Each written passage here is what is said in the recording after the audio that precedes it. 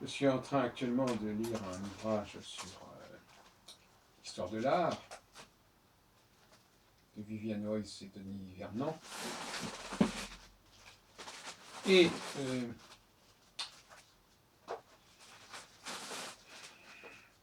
je crois qu'une idée qui me vient à l'esprit, c'est l'idée selon laquelle l'art correspondrait à ce qu'on appellerait le langage inné. C'est-à-dire le langage inné, c'est-à-dire au sens où Chomsky l'entend quelque part, c'est-à-dire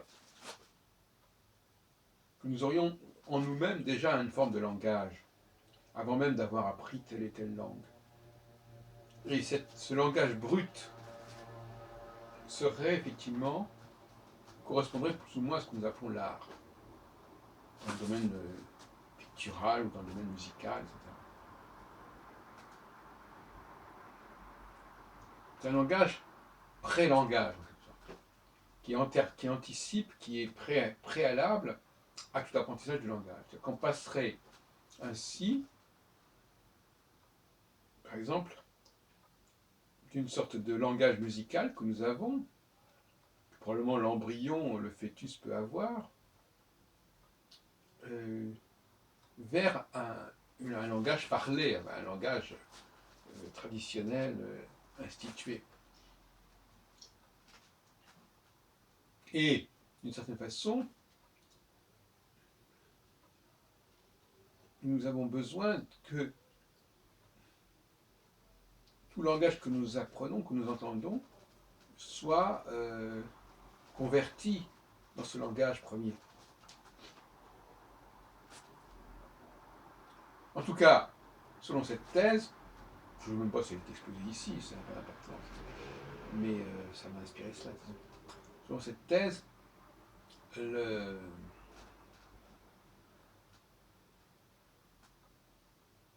l'art serait cette expression innée du langage, cette expression, condition nécessaire du langage. Et quelqu'un qui n'aurait pas cette dimension artistique en lui-même aurait peut-être une difficulté à accéder au langage. C'est en ce sens-là qu'on peut dire que la musique est un langage universel, puisque justement, elle est préalable à toute acquisition particulière d'un langage particulier.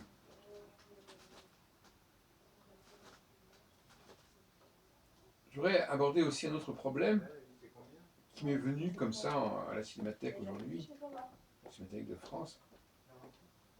Quelqu'un disait à un voisin à lui, je ne me souviens pas si j'ai vu ce film. C'est un film de Truffaut, je ne sais pas, peu importe. Et c'est vrai que on entend souvent ce genre de propos, du genre ah oui, mais je l'ai déjà vu. Et sur le moment, la personne est totalement incapable de nous raconter le film en question, de nous résumer, mais elle n'a pas envie de le revoir. Elle n'a pas envie de revoir un film qu'elle a déjà vu. Pourquoi ? Probablement parce que, même si elle ne s'en souvient pas d'un point de vue conscient, son subconscient a déjà enregistré ce film. Et donc, par conséquent, quelque part, le plaisir ne sera pas le même. La surprise qu'aura constitué ce film nouveau, n'est pas comparable à celle où l'on revoit un film, quand bien même ne s'en souviendrait-on pas, et quelque part en nous s'en souvient. Ça s'en souvient.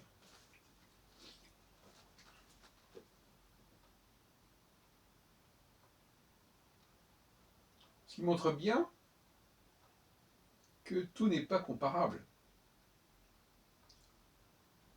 Par exemple, écouter une œuvre musicale que l'on connaît déjà n'est pas la même chose que d'écouter quelque chose de neuf. Notre subconscient ne vit pas de la même façon, n'est pas nourri, n'est pas activé, n'est pas dynamisé de la même façon. Alors, ce qui est intéressant, c'est qu'au cinéma, il y a une sorte d'attitude qui fait qu'on n'a pas trop envie de revoir un film, malgré les DVD, etc. Enfin, je veux dire, ce n'est pas une habitude absolument au cœur de la culture cinématographique que de revoir un film, alors que ça l'est pour la musique. Personne ne vous dira « Ah oui, telle symphonie de Beethoven, je l'ai déjà entendue ». Généralement, les gens savent très bien qu'ils s'entendent et réécoutent des choses à plusieurs reprises. Donc cette exigence de nouveauté est plus aiguë par rapport au cinéma que par rapport à la musique, ou même par rapport à la peinture. Les cinémathèques ne jouent pas le même rôle que les bibliothèques ou que les musées.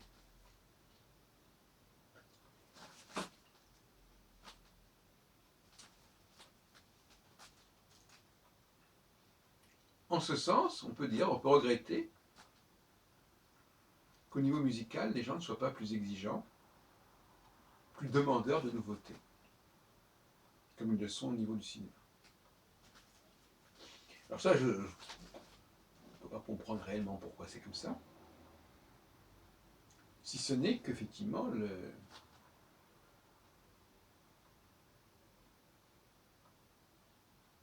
langage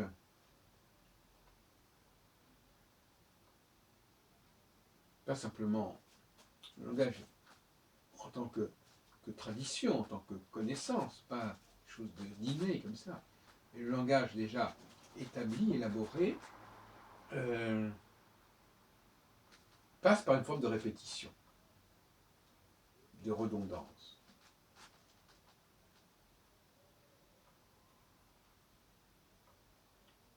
Et donc ça ne gêne pas les gens, apparemment, de réécouter quelque chose, voire même de relire un livre. C'est moins entré dans les mœurs au niveau du cinéma. C'est pas comme ça l'est beaucoup plus qu'il y a quelques années, quelques décennies, mais ce n'est pas encore comparable.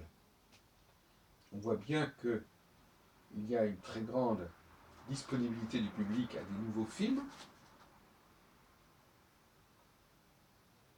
beaucoup plus grande que la disponibilité du public à de nouvelles œuvres musicales. Je ne parle pas de chansons, je parle d'œuvres musicales, orchestrales, instrumentales. Tout n'est pas logé à la même enseigne pour différentes raisons. J'ai déjà dit dans une précédente vidéo qu'il ne fallait pas non plus tomber dans des oppositions superficielles. Par exemple, d'aucuns auraient tendance à opposer ou à distinguer la musique et la peinture, la musique et plus généralement les arts plastiques. Mais en réalité, cette opposition est en partie artificielle. Car on va nous dire, ah oui, mais vous savez, la peinture, il n'y a pas de temporalité dans la peinture. Bien sûr que si, il y a une temporalité dans la peinture. Une peinture ne se fait pas en une seconde. La seule différence, c'est que en peinture, la phase créatrice du tableau n'est pas signalée. On ne nous signale que la chose accomplie, achevée. Ce qui est vrai aussi, d'une certaine manière, pour le roman. C'est vrai que souvent, les œuvres ne nous sont pas présentées de façon authentique. Mais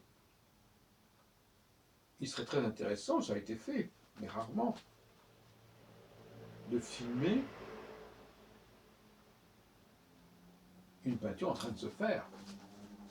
Et là, on aurait une durée, on aurait un mouvement, on aurait même un suspense. Sur une dimension cinématographique de la peinture, en quelque sorte.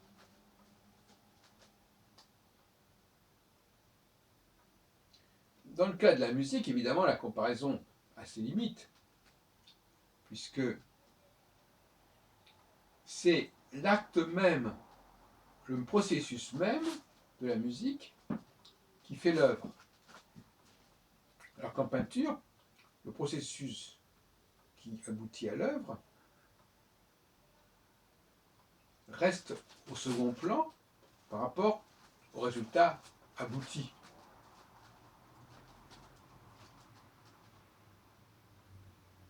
Mais que pourrait être le résultat abouti en musique?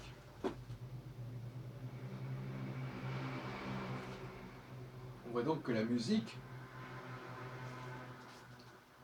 elle est en progrès, elle est en processus, elle est in progress, work in progress.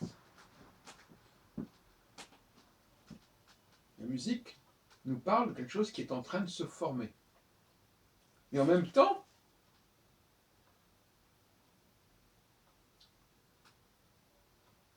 on n'a pas besoin de savoir quel est le résultat final.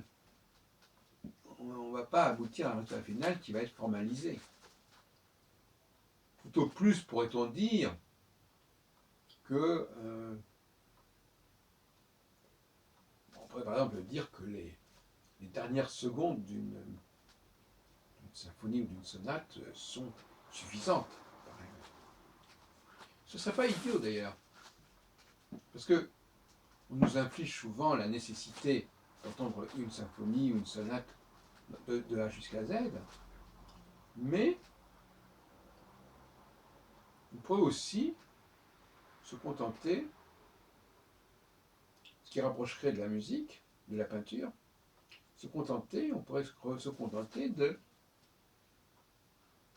ne garder que la dernière minute d'une œuvre. Ce ne serait pas la dernière seconde, évidemment, parce que la dernière seconde d'une œuvre, ça n'a aucun sens. Mais la dernière minute ou les 2 dernières minutes d'une œuvre peuvent, surtout quand elle a été improvisée, quand elle a été activée dans un seul et même mouvement, peut apparaître comme une sorte d'achèvement, d'aboutissement de l'œuvre. Tout comme une toile, une peinture est un aboutissement de quelque chose qui peut avoir été extrêmement divers dans son parcours de formation.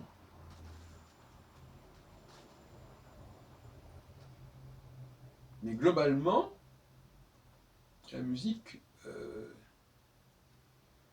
nous parle avant tout de sa genèse, de son mouvement. Et ce vers quoi elle aboutit n'est pas très important à la limite. Inversement, en peinture, ce qui nous intéresse, c'est la toile achevée. Et ce qui a conduit à cet achèvement, la genèse de ce processus créatif, est peu connue et relativement peu intéressante aux yeux du public. Donc ce n'est pas la même démarche. Et en même temps, c'est une démarche croisée.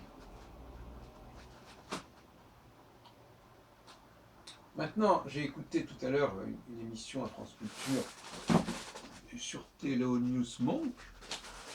Je me suis assez bien retrouvé. Je ne sais plus qui parlait de lui. Je rappelle que nous sommes le dimanche 2 novembre, qu'il est 1h du matin. On nous disait que quand on entendait un enregistrement de Thelonious Monk, ou quand on le voyait jouer même, je pense, on avait l'impression qu'il découvrait avec le public les notes qui se formaient sous ses doigts. Et c'est à peu près ma propre démarche, là. J'aime bien l'idée que les gens m'écoutent en disant voilà, suivons-le en train de créer, suivons-le en train de découvrir ce qui peut apparaître. Et le commentateur qui parlait de Monk laissait entendre que finalement Monk ne savait pas ce qu'il était en train de faire. En tout cas, ne savait pas ce qu'il allait faire. Il allait partir en exploration, il allait trouver des choses, il allait travailler avec ces choses qu'il trouvait, mais on n'est pas dans l'imagerie, dans l'image d'Épinal du compositeur qui a tout dans la tête et qui va, en quelque sorte, appliquer, mettre en pratique ce qu'il a dans la tête en l'incarnant musicalement. Non.